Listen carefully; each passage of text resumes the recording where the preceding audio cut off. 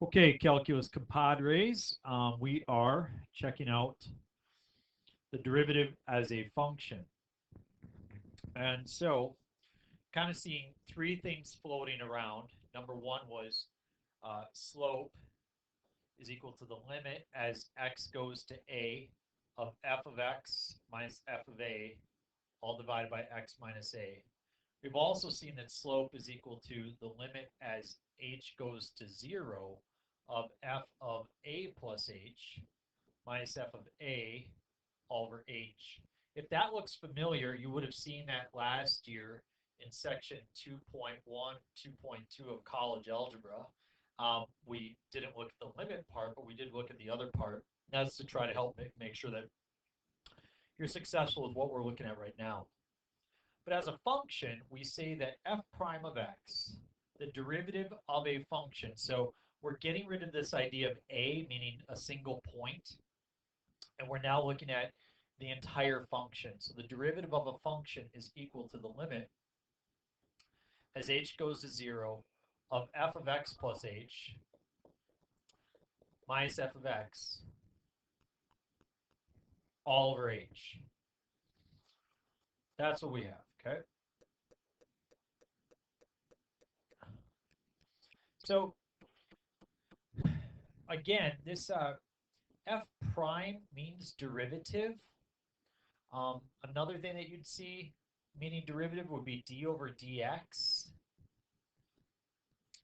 Another operator would be, say, dy over dx. Those all mean to take the derivative, and we'll be looking mostly at f prime. So it says use the graph of f of x to the right to make a table of values for f prime of x, and then sketch a graph of f prime of x. So this is my function, and I would like to produce f prime. And this is what your first assignment will be on as well, that you're going to be looking at. And what I noticed here is something really interesting. I noticed that at an x value of -3, the derivative is 0. I also noticed that an x value of 0, the derivative is 0. And I noticed that for an x value of 2, the derivative is 0. Well, look at what happens between those points. Behind -3, it looks like the derivative is negative. And it looks like between -3 and 0, the derivative is positive. It's headed up. And then it looks like between 0 and 2, it's negative. It's headed down. And then after 2, it's on its way back up. And so there we have it. We have these interesting values. And what we can do is we can say, we can plot this -3, 0. We can plot 0, 0. And we can plot 2, 0.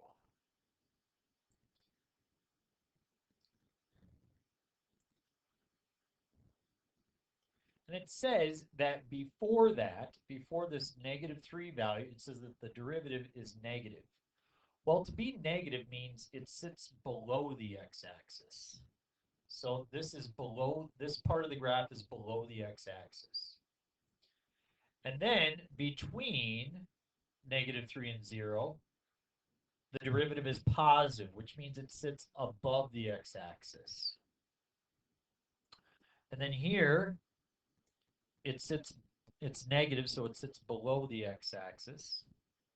And then after that, it's positive, so it's above the x-axis. And that's really important. It tells us a lot. And I'm just going to kind of reiterate what this exactly means. If you look at this first point, -3, 0, what that means is that at a value of -3, this derivative on the function is 0. This coordinate 0, 0 means when you have this 0 value here, the function again has a derivative of 0. And then this value here for 2, it means that the function has a derivative of 0.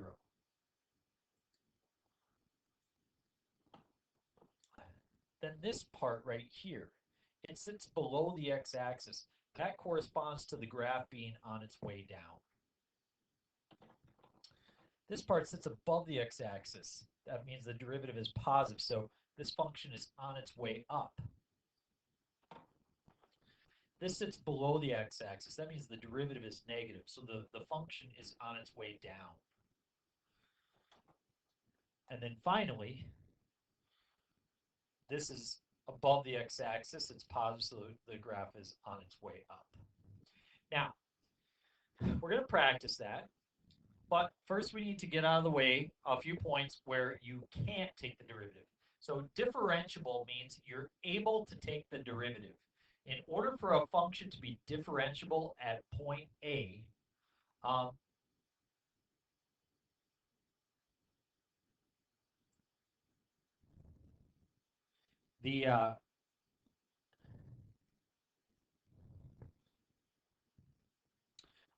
sorry, I had to pause there. I do a lot of these from just straight up memory, and I remember it all really well. First of all, f of x must be continuous.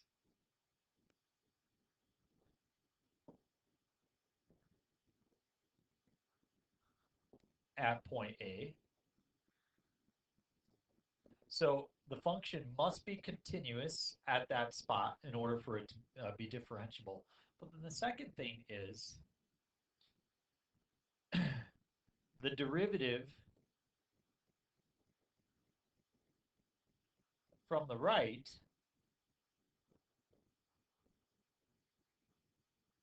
must be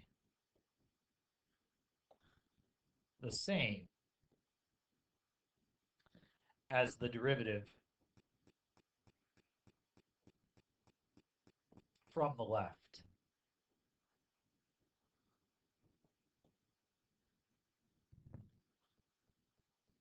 So let's look at some examples. 3 classic examples where a function is not differentiable. Okay. So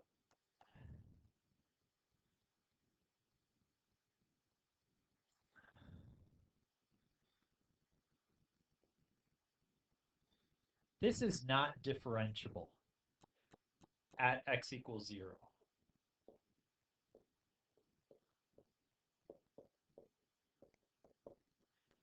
F prime of 0 does not exist because f of 0 does not exist. You can see that it's not continuous, and therefore there is no derivative there.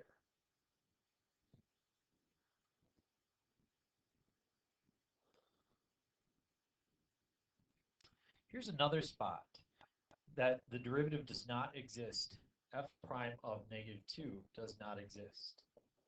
And the reason why is the derivative from the left is -1, but the derivative from the right is +1, and it comes to a corner. So a discontinuity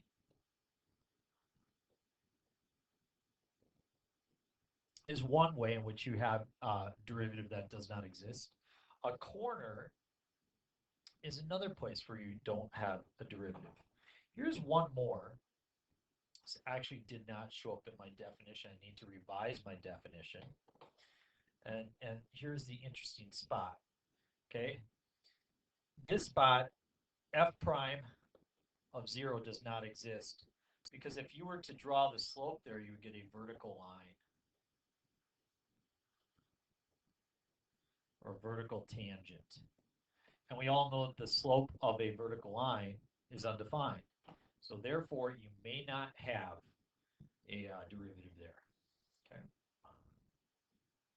It says identify intervals on which the function has a derivative that is positive, negative. Also identify points at which the function has a derivative that is 0, points at which the function is not differentiable.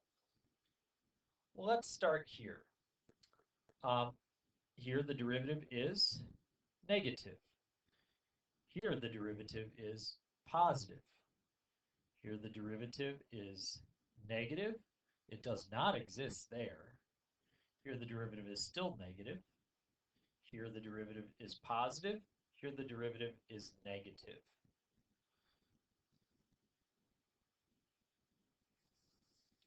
we talked about positive and negative. Where is the derivative equal to 0? I only have one spot, right there at 1. Where does the derivative not exist? The derivative does not exist at -2 because it's discontinuous. The derivative does not exist at -1 because you have a corner right here. The derivative does not exist at 0 because you have a vertical tangent. And the derivative does not exist at 2 because you have, it's discontinuous there. Also, it would be a corner as well. So those are all the spots where you do not have, where the function is not differentiable. Look at the next one. Derivative is positive, derivative is negative. Derivative is negative, derivative is negative. Now it turns to positive. Now it turns to positive as well. Here, positive and negative back and forth. Negative, positive, and positive. So when it's going up, it's positive. When it's going down, it's negative. Let's talk about where the derivative is 0. And that looks like at this spot of 0. So it looks like there's a bunch of spots right here. Okay. We can't identify all those, but lots of spots right there. And then finally, where is it not differentiable? Well, at -3, it's not differentiable because you have a corner there. Not differentiable at -2 because it's discontinuous. Not differentiable at -1 because it's discontinuous. Not differentiable at 2 because the derivative from the left is positive, but the derivative from the right does not exist because it's the barcode function. So it never evens out to one spot where you can find that derivative. If the limit doesn't exist, then the derivative doesn't exist either. And then at 3, it's discontinuous there, so you do not have a differentiable situation there either. Okay, last part to look at, and this is going to be the big part where you're going to work on today, which is sketching a graph of derivatives of the following functions. And so what I tried to look at here is in this situation, I try to look at where is f prime equal to 0. It's equal to 0 there, so that means my new graph is going to cross the x-axis at that spot. It's equal to 0 there, so it's going to cross the x-axis there. Derivative is equal to 0 there, so it's going to cross the x-axis there as well.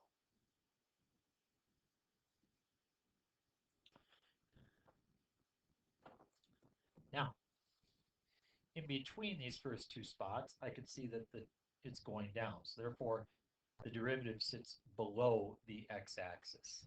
So the derivative is going to sit below the x-axis. Now let's look at our next sequence here. The graph is on its way up. So the derivative is going to sit above the x-axis. And sure enough, you can probably guess that it's going to continue on like that. These are graphs of sine and cosine functions, and they are related as derivatives. Look at this one. Is the derivative ever equal to 0? No. Is there ever a spot where f prime does not exist? It's not differentiable at x equals 0 because it's got a corner. So that's going to have to show up in my derivative. How would you describe this slope right here? I would say it's negative. I would actually calculate to be -1/2 the whole time. I would calculate this slope to be +1/2. So if I draw the graph of the derivative is going to have a value of -1/2 the entire time. Then it's not differentiable at 0. So I have open circles. And it has a value of 1/2 after that.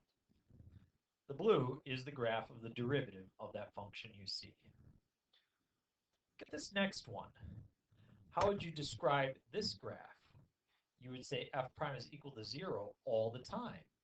So therefore, my graph is at 0 all the time.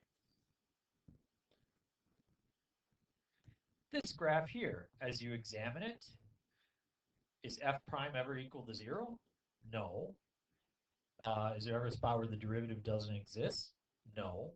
You'd say the slope always appears to be 1/2. Is that about right? About 1/2? So you are going to draw a line through 1/2. Let's look at one that's a little bit more interesting. Is there ever a situation where f prime doesn't exist? No. Is f prime ever equal to 0? Yeah, definitely at 0. So gotta cross over 0 there. What is it positive? Looks like it's positive here. So I'm going to have to be above the x-axis there. When is it negative? Well, it's negative here, so I'm going to have to be below the x-axis there. There's something else I want to point out, though. We said that you're going to be above the x-axis, okay? So you're going to be above over here, you're going to be below over there. We know that. But how would you describe the slope right there? And I would say the slope is really close to 0, but it is positive. And how about the slope here? I would say it's really close to 0, but it is negative. So this graph is going to start out above the x-axis close to 0. It's going to end below the x-axis close to 0. And last of all, I'm just going to say, when is the slope the most positive? And that would be right there. So that's where I want to be at my highest spot. We'll say highest spot about there. And then we have, where's it most negative? It would be most negative right there. So I'm going to put, my lowest negative value there. Now the values of 1, 2, 3, 4, I haven't really calculated those so much. This graph is a general representation, but this is the graph of the derivative. The important thing is I cross over 0 right here because the derivative is 0. I'm above the x-axis here because the graph is positive at that point. And then I'm below the x-axis here because the derivative is negative. So that red graph is, in fact, the sketch of the derivative. Okay. Last one. Derivative is equal to 0 here. Derivative is equal to 0 here. Derivative is equal to 0 here. I am positive here. I'm still positive here. And I'm negative here. So I will be above the x-axis, still above the x-axis. Now I'm below the x-axis, and then finally you can see it ends positive, so above the x-axis. Now it looks like the function is discontinuous. I'm going to draw a vertical asymptote. How would you describe the slope of the graph here? I would say it's really negative. So that means my graph is going to start down here. And how would you describe the slope there? I would say it's close to 0, but it's definitely on the negative side. So there you have it. That's a tough one, and you're going to need some practice. We're going to be practicing in class, but I'm able to sketch the derivatives of those graphs. Okay? So there you have it. That's going to help you out as you work through your worksheet, as we do some work in class together, as we pair things. Good luck, and we'll move on to the next worksheet here, or video in just a second.